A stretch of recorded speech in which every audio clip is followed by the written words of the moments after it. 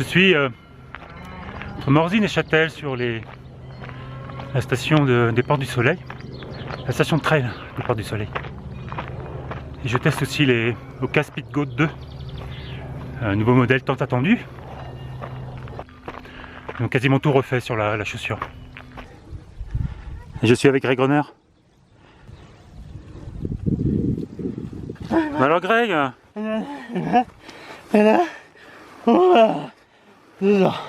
ok. Non, il fait la comédie en fait. C'est Greg Runner quand même. Ouais, quand même.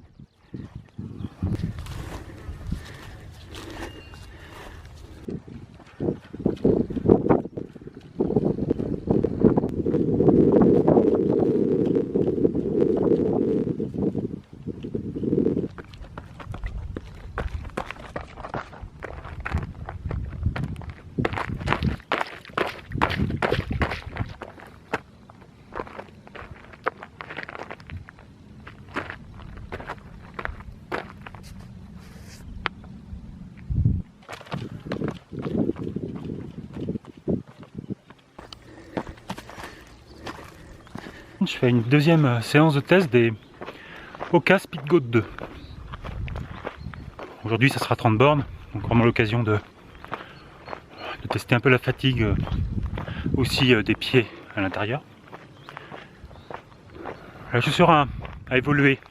Sur le papier elle a évolué, avec quasiment une refonte globale, enfin potentiellement c'est pas la même chaussure.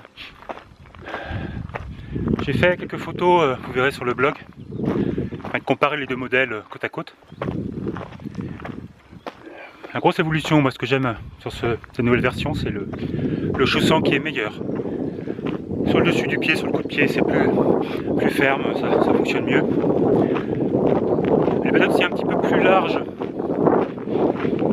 en largeur au niveau des métatarses sur l'avant du pied. En revanche, je suis pas sûr que le chausson soit plus long ou meilleur globalement. La semelle a évolué aussi, c'est toujours une Vibram. J'ai oublié la variante de Vibram. Bonjour. Alors oui, je vous ai pas dit aujourd'hui, je suis dans le Vercors, sur la partie nord entre Vercors et Autran. Là on part pour une trentaine de kilomètres, comme je disais. Voilà, donc je ferai quelques plans plus détaillés de la chaussure, de la Speedgoat, plus tard tout à l'heure.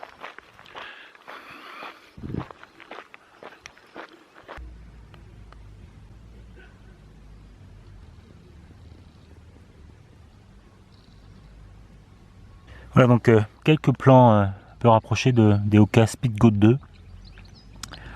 Les évolutions sont sur le papier assez notables, hein, ce que je disais tout à l'heure. Pour moi, la grosse différence, ça va se situer au niveau de la languette et du maintien du pied, du dessus du pied.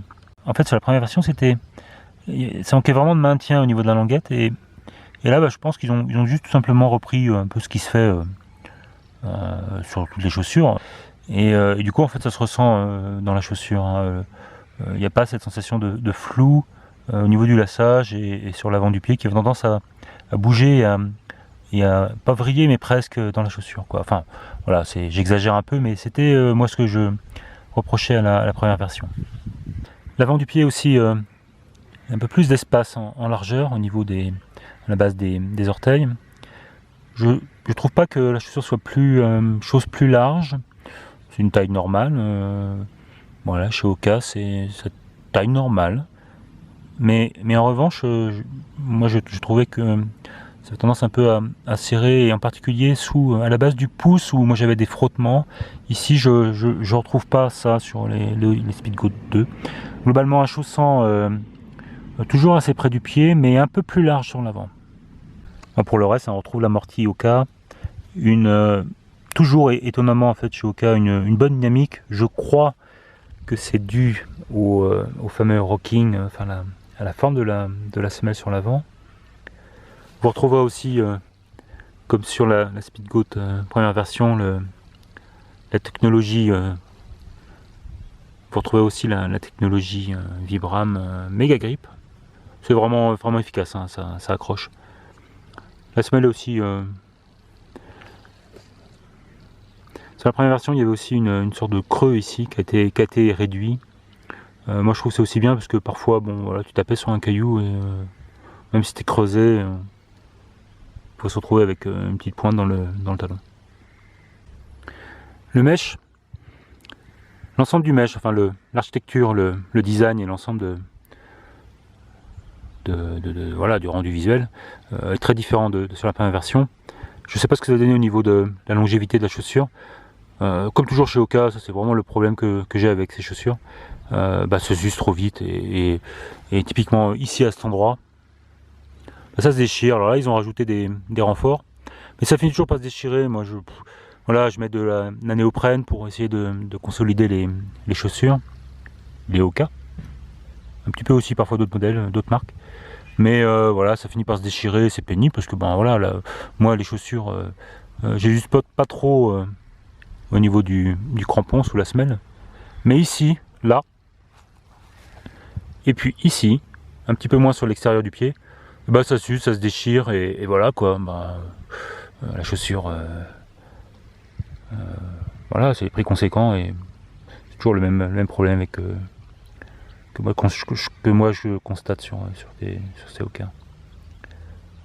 Voilà, le grip est efficace, et il déborde même sur l'avant du pied.